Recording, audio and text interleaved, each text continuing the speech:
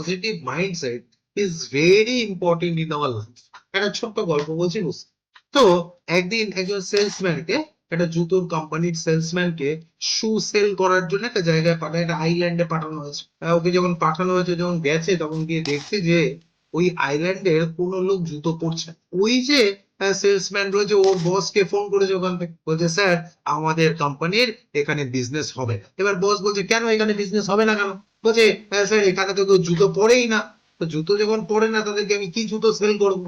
Impossible sir, এখানে আমাদের business হবে না। এবার স্যার বলছে ঠিক আছে তুমি চলে আসো।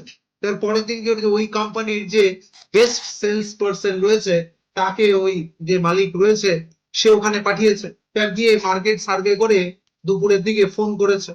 বেস্ট যে সেলসম্যান রয়েছে সে দুপুরবেলা ফোন করে দিয়ে স্যার আমাদের যা পুরনো স্টক আছে সব এখানে পাঠিয়ে, উল্টে যে প্রোডাকশন লাইন আপ আছে ওটা ডাবল করে দিন, কারণ এখানে সব থেকে বেশি অপরচুনিটি আছে। কেন? তার কারণ হচ্ছে এখানের লোকেরা কেউ জুতো পরেই না। দ্যাটস ওয়াই এখানে সবাইকে একবার যদি আমরা লোকজনকে জুতো পরার যদি ইম্পর্টেন্স বুঝিয়ে দিতে পারি, তাহলে সবাই কি করবে? অবভিয়াসলি জুতো কিনবে। এখানে স্যার বিরাট ওপেন একটা মার্কেট রয়েছে।